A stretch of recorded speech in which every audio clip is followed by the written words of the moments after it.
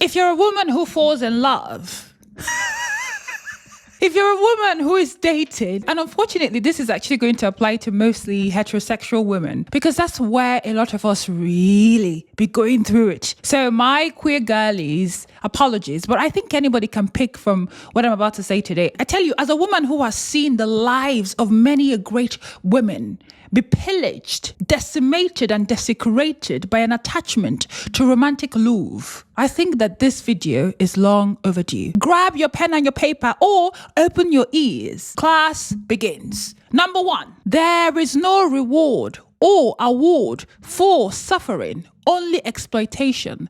The world profits of women who are insecure, seeking approval, and exhausted. You will not gain anything now by overdoing, overexerting, trying to prove your worth. There is no heaven for you. There is no place where you will go and be paid for your smallness, for your compliance, for your exhaustion, for losing yourself.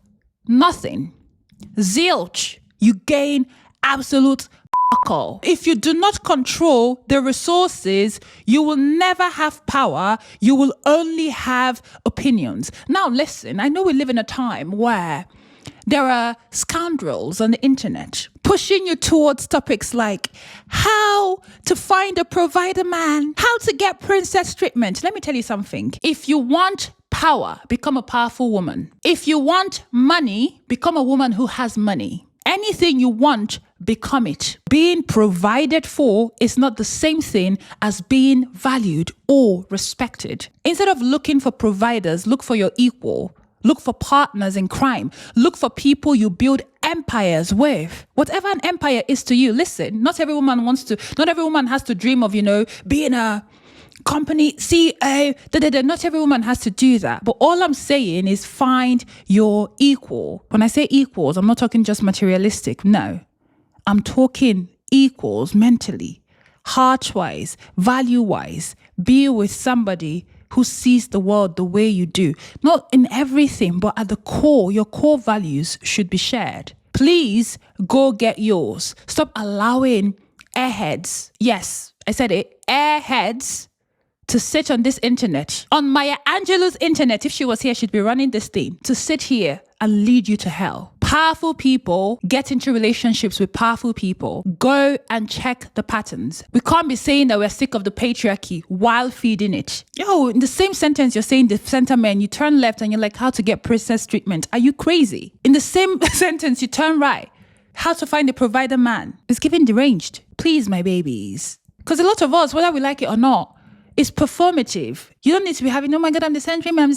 It's noise. Stop it. Just start living your life with you at the center and you won't need all this chippy. We are refusing in truth. Kill that Disney romantic helplessness. You know that thing you learned from Disney where all of your problems will arrive solved by this knight in shining armor? Kill it.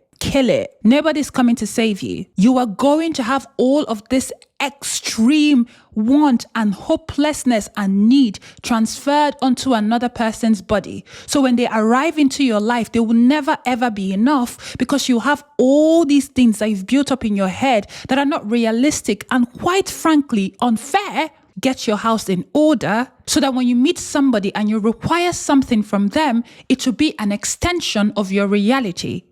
You're not telling them to create a new world for you. You are asking them to match what your world already holds. Please, my darlings, please. Like my heart really breaks when I see young women talking like somebody cooked their brains because someone actually did. Stop allowing people to chip away at your medulla. The only way to get the life of your dreams is intermission. If you've ever watched my videos and you're like, you know what? Yes, I get it, but I need something more hands-on. I struggle with self-love. I struggle with my confidence. To help me with self-respect, just to help me come into myself, to help me unpack things that might have happened to me. I've made workbooks to help you with this at your own pace. You don't have to rush them. You take your time. You can find them at theneurocosmic.com. All right, back to the video. The only way to get the life of your dreams is by becoming somebody who can live it. And that takes me to my next point. Your attention is an investment. Baby, invest wisely. Or better still, I'll tell you where to invest it. In yourself. Because when you flourish, everything around you flourishes. When you're doing well, when you're okay, when you're balanced, everything you touch receives that balance. Overgiving doesn't create security. Okay? So doing more, fixing more, forgiving more, showing up more does not make a person value you more. It just makes them believe and see that you can accept less. Oh, I don't even need to do much. Ooh, I don't even need to show up. They will just keep trying to prove themselves. Oh, okay, this is what they accept. When people do less, disengage. And you're not disengaging as a way to play games. No, not at all. You're disengaging because you respect yourself. And a lot of people will be like, yeah, but like, if I disengage and then now they know that this is who I am and then they play it up, do I go back? In my life, I don't. If you have to test me to see if you can play with me, you're not my type. You're not my type, sorry. Wasting 5, 10, 15, 20, 25 years of your life is worse than whatever judgment you fear that the people around you or your community will place on you if you left now. Unless your life is truly in danger. Let me tell you something. Wasting even another day of your life is worse. Think about it this way. You get on a train. You miss your first stop. You can either get out on the next stop or you stay there and you're like, oh my God, I don't know. And you miss 7 more stops. Remember, the longer you stay on the train, the more expensive it gets, the more time you lose. So even though I've missed my first stop, fine. I just get off the next stop, which makes it easier to get back to the first stop. Leaving will hurt you. Staying will cost you. Pick your poison. Romance, and I was having this conversation with my sister yesterday. Romantic love should be assessed like a business partnership. Sue me. Now let me paint you a picture. If I walked up to you, maybe not me because you know me on the internet, so you might say yes immediately. But no, let's say a random person walked up to you, or even a friend that you know, and they're like, hey, baby, come on, baby. Let's start a business. Y'all will sit down and plot. You will check all these things. You might even get a contract. You might even get a lawyer. You might even say, can you write me a proposal? Y'all will do all of these things for business contracts. But for somebody that some of you want to be sleeping and waking up next to, some of you even want to have children with these people, you will do due diligence to build a company, to start a business, but not to let a rando into your home. Girl, you don't see how crazy it is? No? Is it just me? Where does this thing see itself? In a year, in 2 years, what do I benefit? Am I going to lose my principal? What interest will I have? How does my interest mature? Is this a private or public limited company? Are we selling shares in this company? Yes, even if it's not a serious connection, it matters. Y'all be letting anything into your homes. Girl, tighten up. Does it fit into my life, into my future? Stick to the plan. Don't change your plans. Stick to the plan. Honestly, as I'm talking about this, I'm seeing it in my head. So many women who I know have changed their big, serious life goals because they met somebody. Suddenly, all their plans have gone to the side. Well, girl, stick to the plan. If you have to literally decimate your own dreams, your own goals, that is not the love of your life. The love of your life will not require you to lose personhood to be with them. No, they're not the love of your life. Wake up. High standards expose weak systems. Being low maintenance doesn't actually help you. It just makes you low priority. That's all.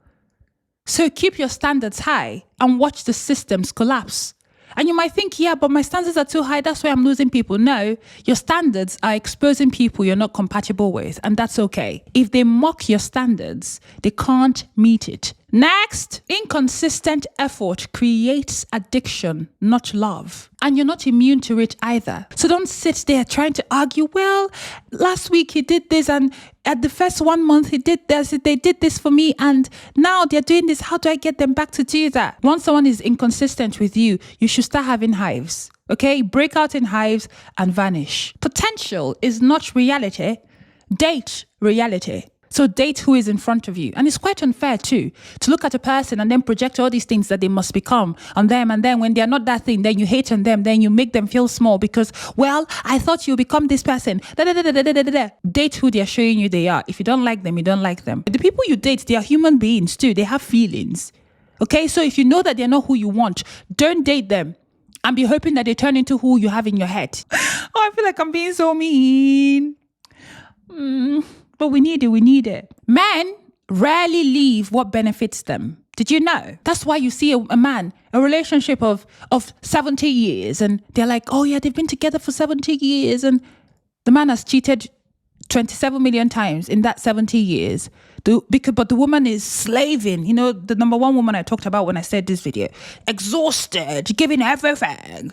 And it's like 70 years of marriage. He will never leave. He hated her by year 2. But he's getting all these things. He would never, ever leave. That's why you must make sure you are benefiting too. Which is why I'm saying marry equals. Marry people that are partners in life. So make sure you are benefiting too. If you're not benefiting, get out of there. Get out of here, man. Shit, I'm saying. And this is for my really empathetic girlies, very kind and sweet ones who like communicating. If you have to explain basic human empathy multiple times, it's not miscommunication, it's incompatibility. It is not your duty to teach anybody that is a grown person basic human decency. It is not your job. You're not responsible for teaching them emotional maturity. They can take a class. Quit now. Nobody's paying you salary. Thank ya. If they move too fast, they are trying to skip compatibility checks. Stop it. Have your red light, your green light, and your amber light. You know, your traffic light system, make sure it's on. No matter how quickly they're moving, you're like, whoops, excuse me. Make sure you keep your pace because it's a real thing. If you have to play games to keep their attention, they don't like you. They like the access they have to you, or they like the chase. Are you a goat? No. This is not the zoo. This is not the safari. This is not the Olympics.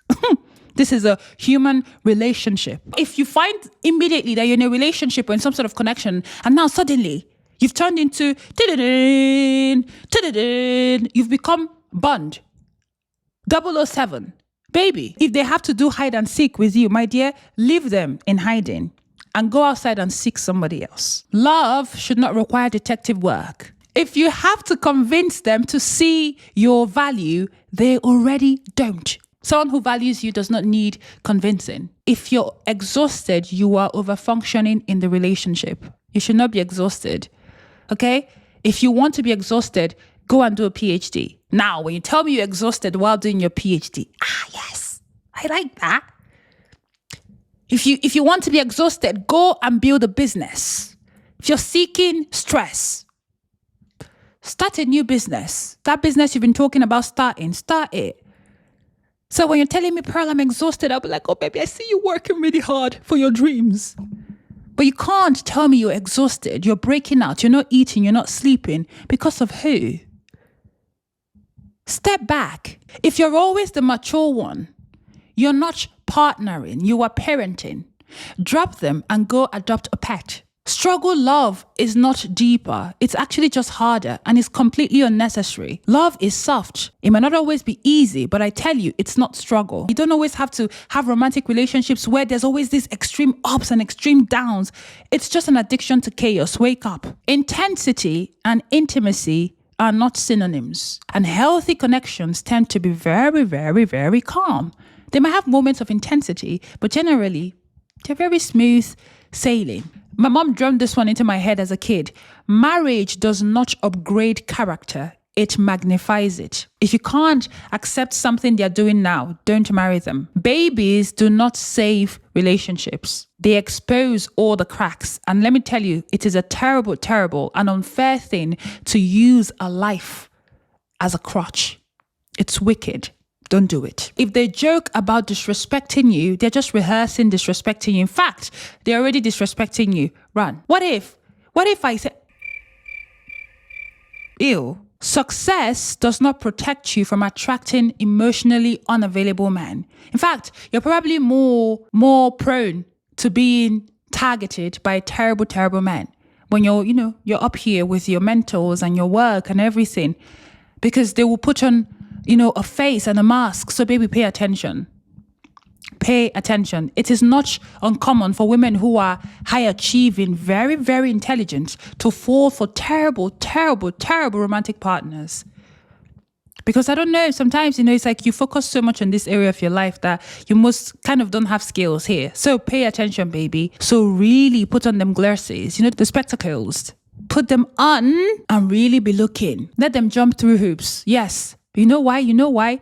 Because there's no question that you will ask. There is nothing that you dig into that will chase the person who wants to be with you away. So the minute you start digging and checking and trying to pace yourself and they're like, oh, whoa, please let them whoa on their way out of the door. They should be whoaing and jumping and running and going. Please, put on your spectacles, your glasses, remember? So keep your eyes open, my girlies. I'm sure there are things I haven't mentioned, but this is a really long list. My mouth is paining me, so I'm going to go now. And I hope I've given you some love. I know I was a bit hard on you today. I know. But it's just I'm sick. I'm sick of seeing us suffer. I care. I love romance. I do. I know that sometimes because of the things I say, you might think I don't. I really do. But then I also love myself. But a gift for you before I leave. What's that song? Every I sang this song in secondary school. Every something da da da da da suddenly it's hard to breathe. Can remember the words. Da da da da da da. I'm trying to remember the melody. No words can bring me down.